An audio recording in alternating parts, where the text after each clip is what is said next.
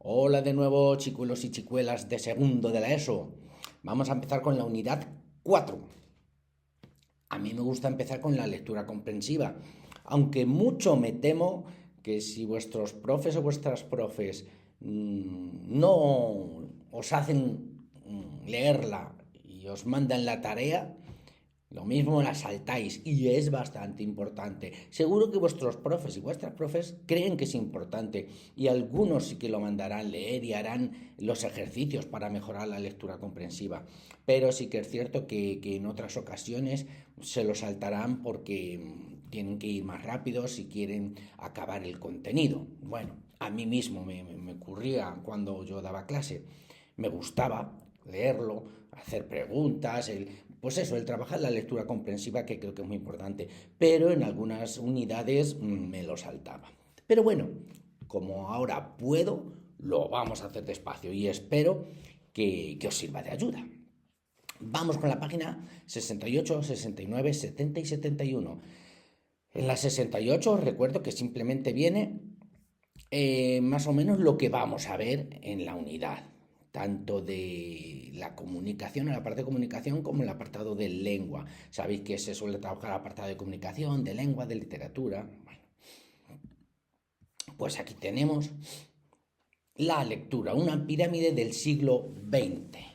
Vamos a empezar a leer. Seguramente nos hubiéramos acostumbrado mejor a una situación de guerra atómica, como lo sucedido en Hiroshima, pero justamente para esa situación nos preparábamos. Pero la catástrofe se produjo en un centro atómico no militar, y nosotros éramos gente de nuestro tiempo y creíamos, tal como nos habían enseñado, que las centrales nucleares soviéticas eran las más seguras del mundo, que se podían construir incluso en medio de la Plaza Roja. El átomo militar era Hiroshima y Nagasaki. En cambio, el átomo para la paz era una bombilla eléctrica en cada hogar. Nadie podía imaginar aún que ambos átomos, el de uso militar y el de uso pacífico, eran hermanos gemelos, eran socios. Nos hemos hecho más sabios, todo el mundo se ha vuelto más inteligente, pero después de Chernóbil, hoy en día los bielorrusos, como si se tratara de cajas negras vivas, anotan, es que tengo un sello y lo voy a mal, anotan una información destinada al futuro para todos. He escrito durante muchos años este libro, casi 20 años. Me he encontrado y he hablado con trabajadores de la central, con científicos, médicos, soldados, evacuados, residentes ilegales en zonas prohibidas, con las personas para las cuales Chernóbil representa el principal contenido de su vida, cuyo interior y cuyo entorno, y no solo la tierra y el agua, están envenenados con Chernóbil. Estas personas contaban, buscaban respuestas. Reflexionábamos juntos. A menudo tenían prisa, temían no llegar a tiempo, y yo aún no sabía que el precio de su testimonio era la vida. Apunte usted, me decían. No hemos comprendido todo lo que hemos visto, pero que queden nuestras palabras. Alguien las leerá y entenderá. Más tarde, después de nosotros. Tenían razón en tener prisa. Muchos de ellos ya no están entre los vivos, pero les dio tiempo a mandar la señal. Más de una vez, y aquí hay en qué pararse a pensar, me han llegado opiniones según las cuales el comportamiento de los bomberos que la primera noche apagaron el incendio en la central atómica, así como el de los liquidadores, recordaba el de los suicidas. Un suicidio colectivo. Los liquidadores trabajaban a menudo sin los uniformes especiales de protección. Se dirigían sin protestar allí donde morían los robots. Se les ocultaba la verdad sobre las altas dosis recibidas y ellos se resignaban a ello. Y luego se alegraban incluso al recibir los diplomas y las medallas gubernamentales que les entregaban poco antes de su muerte. Y a muchos ni siquiera llegaron a tiempo de entregárselos. Son unos héroes, héroes de la nueva historia. Se los compara con los héroes de las batallas de Stalingrado o de Waterloo, pero ellos han salvado algo más importante que su propia patria, han salvado la vida misma. El tiempo de la vida, el tiempo vivo. Con Chernóbil, el hombre ha alzado su mano contra todo, ha atentado contra toda la creación, donde además del hombre viven miles de otros seres vivos, animales y plantas. Cuando fui a verlos, Y cuando escuchaba sus relatos sobre cómo se dedicaban los primeros y por primera vez a una tarea nueva, humana e inhumana a la vez, que era la de enterrar la tierra en la tierra, es decir, la de enterrar en búnkeres de hormigón especiales las capas contaminadas junto con todos sus habitantes, escarabajos, arañas, crisálidas, los más diversos insectos cuyos nombres incluso desconocían o no recordaban. Pasamos la página. Estos hombres tenían una idea completamente distinta de la muerte, y esta idea se extendía a todo, desde el ave a la mariposa. Su mundo ya era otro mundo. Un mundo con un nuevo derecho a la vida, con un nuevo sentido de la responsabilidad y un nuevo sentimiento de culpa. En sus relatos estaba presente el tema constante del tiempo. Esos hombres decían, por primera vez, nunca más, para siempre. Recordaban cómo recorrían las aldeas desiertas y se encontraban a veces allí ancianos solitarios que no habían querido partir con los demás o que habían regresado más tarde a su exilio. Hombres que vivían a la luz del candil, segaban con la guadaña y la hoz, cortaban leña con el hacha y se dirigían en sus oraciones a los animales y los espíritus. A Dios. Todos 200 años atrás, mientras arriba surcaban el cielo las naves espaciales. El tiempo se había mordido la cola. El principio y el fin se habían unido. Para aquellos que estuvieron allí, Chernóbil no terminaba en Chernóbil. Y estos hombres no regresaron de una guerra, sino se diría que de otro planeta. Yo comprendí que de manera completamente consciente, aquellos hombres convertían sus sufrimientos en un nuevo conocimiento. Nos lo regalaban diciéndonos, habrán de hacer alguna cosa con este conocimiento y emplearlo de algún modo. Los héroes de Chernóbil tienen un monumento. Es el sarcófago que han construido con sus propias manos y en el que han depositado la llama nuclear. Una pirámide del siglo XX. Vaya, lectura más triste, más emotiva. Me imagino que os habréis dado cuenta que va sobre lo que pasó en Chernóbil y creo que más o menos algún conocimiento tendréis. Hay una serie, por cierto, que es muy buena, me gustó mucho, y muchos documentales, muchos libros escritos del, pues eso, el accidente nuclear de Chernóbil que podía haber costado la vida a muchísimos más de lo que les costó y fueron muchísimos también, ¿eh? Porque como bien dice aquí, los bomberos, la gente que fue a ayudar, iban sin protección y sobre todo se contaminaron de la energía nuclear y murieron viviendo poco tiempo. Bueno, venga, vamos, que me enrollo, vamos con la tarea, las preguntas, que ya esas están aquí, en la página 70 y 71. Empezamos con el ejercicio 1. Escucha con atención y lee el texto Una pirámide del siglo XX extraído del libro Voces de Chernóbil, de la periodista y escritora bielorrusa Svetlana Alexievich, espero haberlo pronunciado bien, que obtuvo el Premio Nobel de Literatura en el año 2015. Ya lo hemos hecho. Vamos con el 2. ¿Cuál fue la catástrofe a la que se alude al principio del fragmento? Copia todas las frases del texto que te han permitido averiguarlo. Vamos a ver, la verdad es que al principio del texto, lo tenéis aquí en naranjita, hablan de Hiroshima y Nagasaki, que fue el lanzamiento de la primera bomba atómica, pero no, de lo que está hablando realmente es de las centrales nucleares soviéticas, de lo que pasó en Chernóbil, de ese accidente nuclear, ese escape, ¿vale? Nuclear. Lo compara con Hiroshima y Nagasaki, sí, lo compara, pero está hablando de lo que pasó en Chernóbil. 3. Dice la autora que los bielorrusos tras esa catástrofe anotan una información destinada al futuro. Explica cuál es, a tu juicio, ese a tu juicio yo creo que hasta lo he señalado porque me encantan estas preguntas. A ver, sí, mira, ¿ves? A tu juicio. ¿Por qué? Porque te está diciendo que lo que tú opinas. Yo creo que si no ponéis ninguna tontería, el profesor o la profesora nunca os va a poder decir que está mal, porque te piden tu opinión. Ahora, no pongáis ninguna tontería, ¿eh? Bueno, explica cuál es, a tu juicio, la información a la que alude Svetlana Alexievich. Información destinada al futuro. ¿A qué se refiere? Pues por supuesto nos están escribiendo para que aprendamos e intentemos no cometer los mismos errores y podamos salvar más vidas y que no haya un accidente nuclear, y si lo hay, que los estamentos gubernamentales, los que mandan, pongan los medios necesarios para poder solventar las posibles consecuencias sin que muera mucha gente, etcétera. ¿Vale? Sigamos. 4. ¿Qué método sigue la periodista para escribir el libro en el que se incluye el fragmento reproducido en estas páginas? Razona tu respuesta a partir de los datos que ofrece la autora. Hombre, fijaos aquí lo que nos cuenta la autora. Mira. He hablado con extrabajadores de la central, con científicos, médicos, soldados, evacuados, residentes ilegales. Apunte usted, me decían. Es decir, a base de entrevistas, a base de anotar, a base de hablar con todo el mundo, con todos los protagonistas de la historia. 5. Di si son verdaderas o falsas las siguientes afirmaciones sobre el texto. No olvides justificar en cada caso tu respuesta con frases de la lectura. Los bielorrusos consideraban que las centrales nucleares de su tiempo eran absolutamente seguras. Pues sí que lo pensaban, además lo dicen aquí.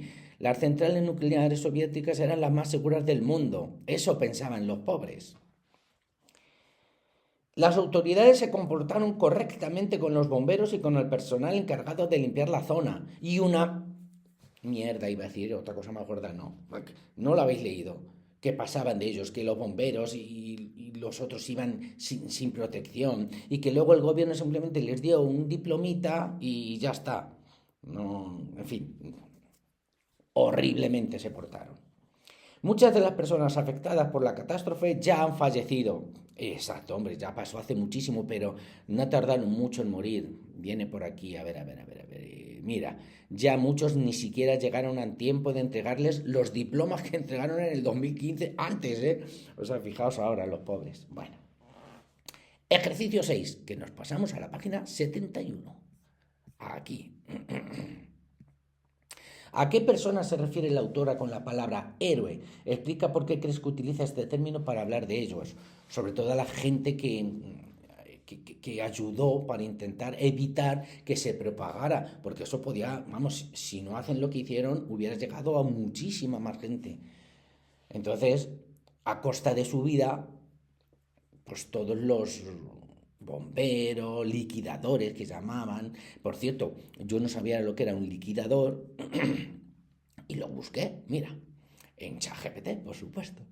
Los liquidadores, ¿quiénes eran? Pues mirar, todos los que hacían labores de limpieza, los que liquidaban los efectos, ¿no?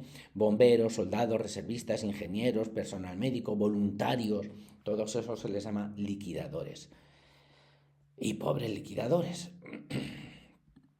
Bueno, sigamos. Y fueron héroes, por supuesto, porque gracias a ellos los demás pudieron vivir, o pudimos vivir. 7. Describe la clase de vida que llevaban los pocos habitantes que se negaron a evacuar la zona afectada. ¿Por qué crees que se resistieron a marchar? Bueno, la vida sí que te lo cuenta aquí. Mira, ancianos solitarios que no habían querido partir. ¿A qué se dedicaban? Vivían a la luz del candil, segaban con la guadaña y la hoz, cortaban leña con el hacha, se dirigían en sus oraciones. Esa es su manera de vivir. Y el por qué crees, mira, lo vuelvo a señalar, ¿por qué crees? Es tu opinión. ¿Por qué crees tú que se resistieron a marcharse? Yo qué sé, si pedí mi opinión puedo decir que es gente mayor, según hablan los ancianos del lugar. Estaban hechos a vivir siempre en su casa, ya tenían todo, ya tenían su campo, sus animales, tenían, y les darían miedo irse, o al revés, puede pasar dos cosas, miedo a irse, a ver qué hacen por ahí sin nada, o tenían tanto cariño a sus posesiones que preferían morir antes de irse de sus casas. 8. A partir de tus respuestas de las actividades 2 a 7, redacta un resumen del contenido, que más o menos lo hemos ido diciendo. Reflexión sobre el contenido y la forma. 9. Localiza un ejemplo de personificación en el primer párrafo y en el penúltimo. El párrafo sabéis que son cada punto y aparte. Vamos al primer párrafo. Aquí está. Hasta aquí. Es el primer párrafo. Mira. Lo tengo apuntadito. Ambos átomos, el de uso militar y el de uso pacífico, eran hermanos gemelos. Acordad que una personificación era cuando convertías en persona algo que no son personas, por eso se llama personificación. Cuando decimos que las piedras lloran, las flores se desmayan, una ventana me sonríe, cualquier de esas cosas es una personificación. Y claro, los átomos no pueden ser gemelos, ¿no? Y aquí los están personificando, diciendo que eran socios, además, ya no gemelos, sino socios. Y en el penúltimo, nos vamos abajo para evitar los derechos de autor, y en el penúltimo párrafo, que es del tiempo se había mordido la cola, pues otra cosa, el tiempo no puede morder, mordemos las personas, animales también sí, podría ser una animalificación, no, ni me sale la palabra porque no existe, es una personificación, el tiempo no puede morder nada. Vale. La autora usa dos metáforas para hablar, primero de los bielorrusos que sufrieron la catástrofe de Chernóbil y más tarde del sarcófago donde se enterraron los residuos radiactivos. Localízalas y explica su sentido. De los bielorrusos, habla aquí, mira, los bielorrusos son cajas negras. La verdad es que más que una metáfora aquí al poner el cómo sería un símil, pero bueno. Los bielorrusos dice que son cajas negras. ¿Por qué? Eso es una metáfora. Sí, porque coge el término real, los bielorrusos, y un término imaginado, las cajas negras de los aviones, vamos a decir, y de, no sé si los barcos también, pero los aviones sé que sí, donde anotan todo lo que va pasando. Entonces, ¿cuál es la relación de semejanza que los une? ¿Por qué dice que los bielorrusos son cajas negras? Porque nos está diciendo que los bielorrusos, al escribir y al decirle a la periodista todo, pueden actuar como cajas negras de los aviones, como aviso urgente, decir, nos ha pasado esto, que no vuelva a suceder. Eso en cuanto a los bielorrusos. Y en la última parte es lo que dice de los sarcófagos. Aquí tienen un monumento, el sarcófago que han construido con sus propias manos. Está diciendo que un sarcófago, que es la realidad, porque es donde metieron todas las tierras, las cosas contaminadas las metieron en un sarcófago, y muchos animalitos, ¿no? Que ese sarcófago es como si fuera su monumento, que yo no sé, la verdad es que desconozco si hay un monumento, pero si no han hecho un monumento a esta gente, el gobierno se ha portado peor de lo que yo creía todavía. Que dejen solo que el sarcófago donde echaron todas las cosas contaminadas fuera su propio monumento. En fin, sigamos. 11. ¿Cuál o cuáles de las siguientes afirmaciones corresponde al fragmento que has leído? Justifica las respuestas escogidas con pasajes del texto. Se trata de un fragmento de un reportaje sobre Chernóbil. Es posible que la periodista haga un reportaje que hoy no, en esta unidad, en la siguiente sesión, vamos a ver lo que es un reportaje. Diferencia entre reportaje, crónica, noticia. Y bueno, vais a ver qué podría ser un reportaje. Es un texto narrativo ficticio, en concreto un fragmento de un relato. Esta ya os digo yo que es mentira, porque ficticio significa que está inventado. Nos cuentan una historia inventada. No es inventado. Ocurrió de verdad en Chernóbil, lamentablemente. C, es una noticia sobre Chernóbil. Lo vamos a ver en la siguiente sesión, pero tampoco es una noticia. Las noticias son cortas, breves y generalmente son actuales. Y esto no, esto es un reportaje que es más extenso de lo que ocurrió hace tiempo. El texto está tomado de una colección de entrevistas a personas implicadas en el desastre de Chernóbil. Esta es la que es más realidad, incluso es la más larga. ¿Os acordáis que muchas veces os digo, es que lo más largo casi es lo que... Sí, porque puede ser un reportaje, sí, porque está hablando, pero ese reportaje lo ha construido por medio de entrevistas. Ya nos han dicho que está constantemente preguntando a los protagonistas o a la familia de los protagonistas y que es un intercambio de información. Y el último, el texto se incluye en un manual de historia. No se incluye. A lo mejor debería incluirse para evitar esos errores, pero no se suele incluir. 12. Svetlana Alexievich, ya lo he dicho varias veces y ya me sale, bueno, ya parezco ruso, ¿no? Habla de un nuevo sentido de la responsabilidad y un nuevo sentimiento de culpa. Busca en el diccionario las palabras responsabilidad y culpa y trata de explicar el sentido de esa expresión. Bueno, siempre que hay que buscar en un diccionario, ¿qué digo yo? RAE.es. Responsabilidad, madurez, sensatez, formalidad, fundamento, juicio, seriedad. Culpa, imputación a alguien de una determinada acción como consecuencia de su conducta. Una cosa es responsabilidad, que es hacer las cosas bien porque debe ser así. Otra cosa es culpa, que es cuando has hecho algo mal, sientes culpa. A lo mejor una lleva a otra. Cuando sientes culpa, te sientes responsable de. Bueno, pues a lo mejor en ese sentido es el que le tenéis que dar a este ejercicio, ¿vale? Vocabulario. Voy a quitar ya lo de culpa y responsabilidad. Así. Estos dibujitos son para un ejercicio que ahora veremos. ¿Vale? Aquí. Sigamos. En el texto se alude a la energía nuclear. Razona si las siguientes energías son o no renovables e indica la fuente en cada caso.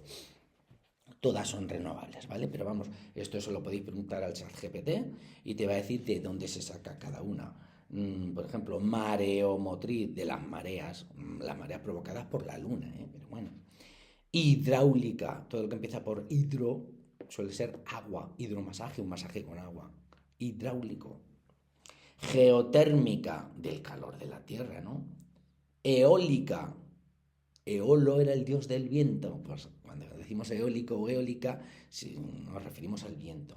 Y solar, España, vamos, con el solazo que tenemos de esta sí que teníamos que intentar utilizar, que para eso son renovables.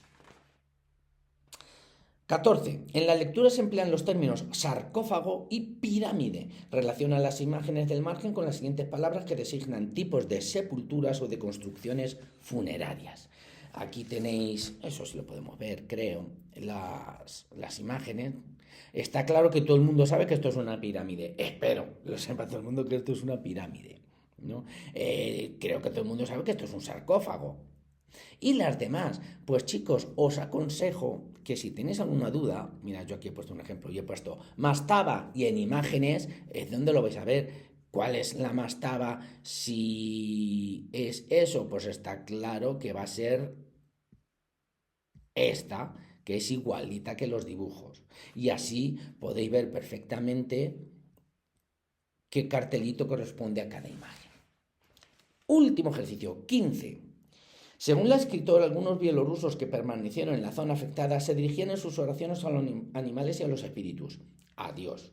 Explica con tus propias palabras el significado de las siguientes expresiones que incluyen la palabra Dios y completa las oraciones. A la buena de Dios, cuando se da la buena de Dios, es que lo ha hecho como ha podido. Como Dios manda, como debe ser. Bien hecho. Hacer los ejercicios, hacer el examen como Dios manda. Dios me libre, estamos diciendo, oye, que yo no he sido, Dios me libre de hacer esto, yo vamos, ni se me ocurre. Que venga Dios y lo vea. Estamos diciendo, no me lo creo. Ha pasado esto, si no, vamos, que venga Dios y lo vea, para que lo atestigue. Que sea lo que Dios quiera, como diciendo, yo no sé qué va a pasar con el Atleti, si va a ganar la Champions o no, que sea lo que Dios quiera. Seguramente no quiera, porque no la gana. Es que soy del Atleti, lo siento para el que sea del Madrid o del Barça o de otro equipo. Pero aún no soy fanático. Me gusta que gane, pero tampoco me enfado. Y si juega a otro equipo español contra un extranjero, pues me gustaría que ganara ese equipo, hombre. No seáis fanáticos y sobre todo, no discutáis nunca por el fútbol. Cada uno tiene un equipo, pues bueno, ya está, que tengáis suerte. Cuando os enfrentáis los dos, pues bueno, cada uno quiere que gane el suyo, pero sin enfadaros, hombre. Bueno, y el último, Dios y ayuda, que cuesta mucho. Bueno, os hago las dos primeras y las demás son vuestras. Le costó, Dios y ayuda, le costó mucho aprobar la oposición. Escribía a la buena de Dios, es decir, casi sin pensar. Y así lo hacéis con los demás sabiendo lo que suele significar. ¿Por qué hay estas utilizaciones de la palabra Dios? Porque España ha sido muy religiosa, muy cristiana, muy de Dios, toda desde hace muchísimo tiempo. Ahora mismo a lo mejor hay personas ateas, ateo, sin Dios, que no creen en Dios, que estas frases o estos dichos no les gusta, bueno, pues que no lo utilicen, pero que tampoco estén totalmente en contra, son como refranes, ¿no? Cosas que se han quedado ya y que significan algo que siempre ha significado y que nos va a servir para tener más cultura, simplemente, ¿eh? No lo rechacéis, no lo utilicéis quienes no creáis, pero respeto, hay que respetar todo. Termino la sesión de hoy con eso, respeto. Respeto a las distintas razas, a los distintos sexos, a las distintas ideologías. Respeto. Ir en contra de la gente que sea mala, pero sea del color que sea, de la religión que sea y del país que sea y de todo. Y estad a favor de la gente buena, que los hay de todo tipo. Bueno, esto último ya es cosecha propia. Hemos acabado. Hasta la próxima.